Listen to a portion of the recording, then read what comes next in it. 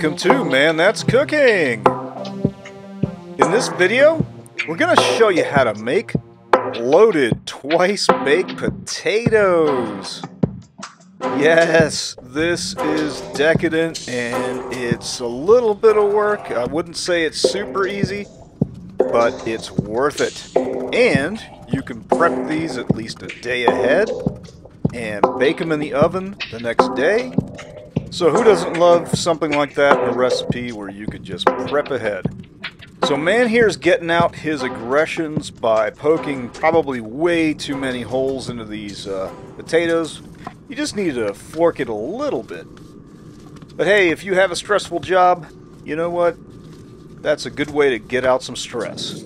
So next you want to rub it down with some olive oil. And then we're going to heavily salt this with kosher salt. Now there's a reason to go heavy, and that's because we're going to be manhandling these, so to speak, later on. And a lot of that salt's going to come off as we work with these potatoes. And in the end, there will be a lot less salt on the skins. So that's where we're going to go pretty heavy right now. So this first step is the baking step. We're going to have the oven preheated at 425 degrees Fahrenheit. If you have a wired or wireless temperature probe, stick it into one of these potatoes and set the alarm at 205 Fahrenheit. Next, we're going to chop up into bits about 6 to 8 thick slices of bacon. You want to use thick slices. You don't want to use the whole pack. That's going to be excessive, but I don't know, maybe if you want, you do you. And slicing this bacon into bits before cooking is optional. You don't have to do this. But if you do, you want to break it apart because it's going to be stuck together while you're frying it in the frying pan. But really, slicing it before cooking is a lot easier, it's a lot faster, gets the job done. So cook this bacon at a medium heat on the burner, and it's going to take about 10 minutes.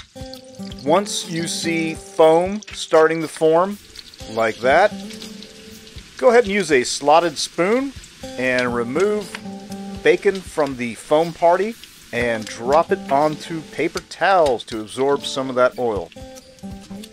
Oh yeah, look at that bacon. You know this is going to be a good recipe when it includes the words loaded and the ingredients include bacon. So go ahead and let this bacon drip dry on the paper towel for a good 10 minutes, and then you should be able to handle it after that.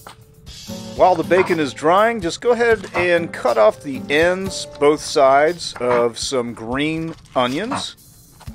So with the green onions and the bacon, what you want to do is have two different containers, because you want to have half of the green onions, half of the bacon set aside as topping, and the other half you want to break it down even more with your knife blade like this right here, and that half is going to go into the potato mixture, the mixture that you're going to use to make the twice-baked potatoes.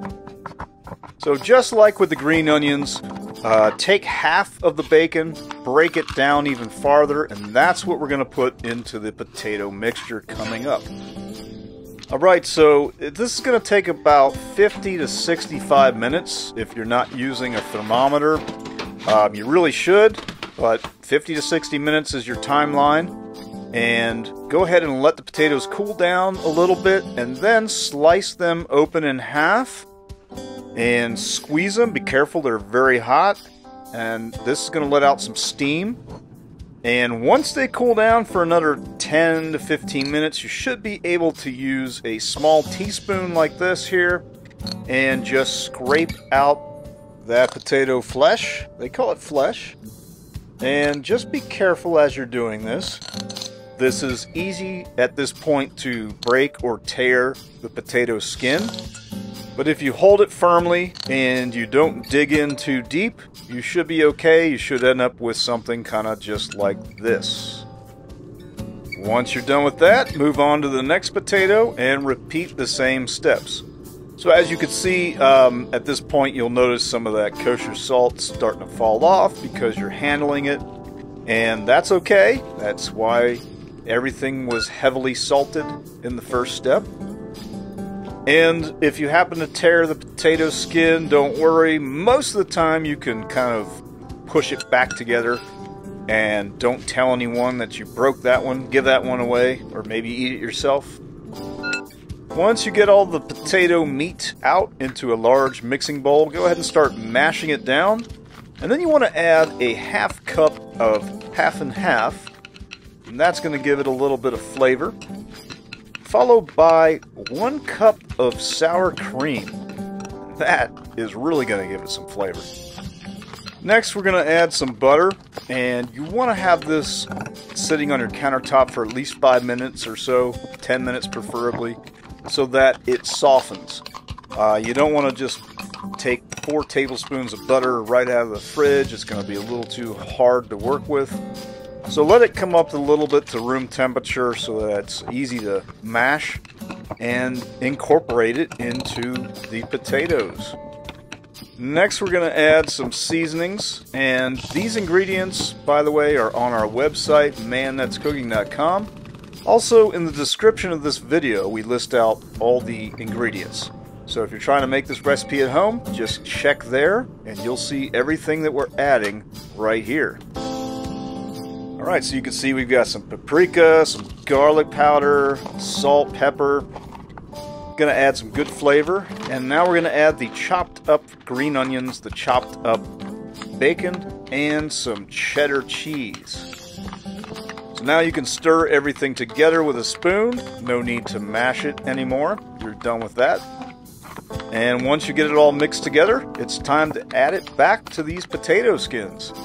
Alright, so in this step we're going to add as much filling as possible back to these potato skins. We're not going to make it even just yet. We'll do that in the last step of this process. And go ahead and use the back of the spoon to try to mash it down a little bit to get any air pockets out. And once you have somewhat of an equal amount distributed to all the potato skins, now you've got the last remaining mashed potato in the bowl, and go ahead and try to evenly distribute that as evenly as possible. And once you're done with that, add a little bit more cheese onto the top, because yeah, you must. Once you add this cheese, you can now decide if you want to put this in the refrigerator for later, if you're going to cook later on in the day or maybe the next day. Going past 2 days is probably not a good idea. The skins start to get a little too moist, and you don't want to put the bacon on the top if you're going to put it away. Just do the cheese and stop right there. But when you're ready to cook these bad boys, go ahead and preheat your oven to a lower temp, 350 Fahrenheit, and just bake them for 15 minutes. Put that bacon on the top and put it in the oven. Alright, so 15 minutes later, this is what you're gonna get. Oh, wow. Oh my god. Oh yeah, look at that. Alright, now you can layer it with the green onions that you set aside. And this is the rough cut onions. If you have any more bacon left, go ahead and put that on top. If you want to get fancy, you could put some sour cream on top of these. But right now, what you've got is amazing loaded twice baked potatoes, and these are delicious. The potato skins are better than a regular baked potato because, hey, they were baked twice. They're even more delicious. It's got so much flavor in here. You're going to love this recipe. You definitely need to try this. Food porn flyover.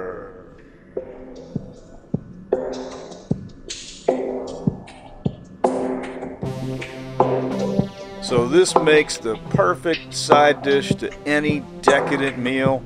Steak, lobster, or you could just have them by themselves. You don't even need a primary dish. This could be the primary dish right here. Just potatoes. Why not?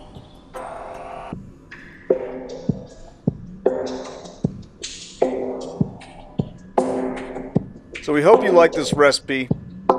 Give us some feedback in the comments section if you try this out at home. Hope you do. Click like, click subscribe. Check out our website, manthat'scooking.com. Check us out at Facebook.